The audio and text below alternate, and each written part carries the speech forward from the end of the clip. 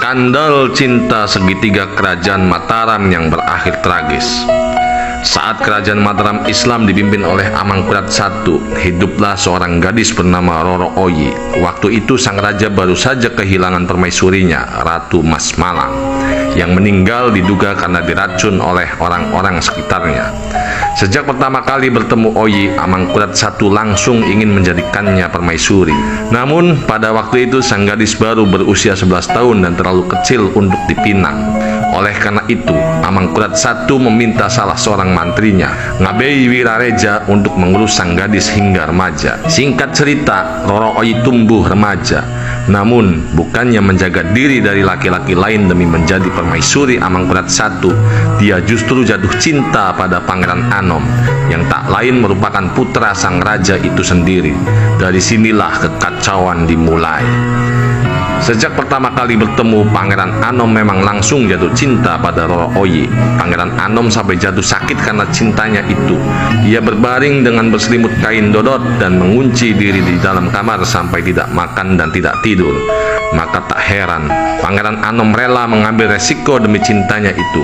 Ia pun memboyong Oyi dari kediaman Wirareja, menikahinya, dan keduanya hidup bahagia dalam cinta. Namun, hal ini segera diketahui Amangkurat I. Dia pun jadi murka dan memerintahkan untuk membunuh siapa saja yang terlibat dalam penculikan itu, termasuk menangkap hidup-hidup Roro Oyi dan putra mahkotanya.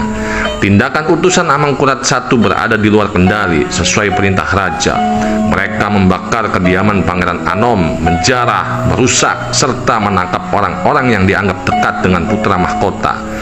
Karena peristiwa ini, Ngabei Wirareja diusir ke Ponorogo, sedangkan Amangkurat I yang awalnya tergila-gila pada Roro Oyi sudah tak bisa menerima lagi keberadaannya. Ia pun memberi kesempatan pada Pangeran Anom untuk menebus kesalahannya dengan membunuh Roro Oyi. Bila tak sanggup, maka ia sendirilah yang akan dibunuh. Mendengar hal itu, Roro Oyi menjerit. Ia tak ingin suaminya dibunuh.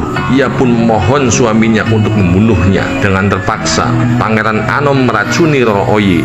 Sementara sumber lain mengatakan kalau Roro Oyi ditusuk dengan sebilah keris. Roro Oyi pun kemudian meninggal dunia.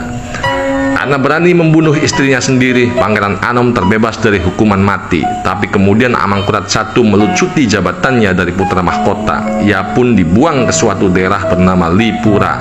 Dalam masa pembuangan ini, dendam Pangeran Anom pada ayahnya terus membara. Ia pun menawarkan Raden Trunajaya, seorang pemimpin dari Madura yang menggulingkan tahta ayahnya sendiri. Tak perlu berpikir panjang, Trunajaya menyetujui tawaran tersebut. Hingga akhirnya hari pemberontakan itu tiba. Dengan menjalin kerjasama dengan para sekutunya, ia menyerang keraton Pleret hingga pusat kerajaan itu hancur.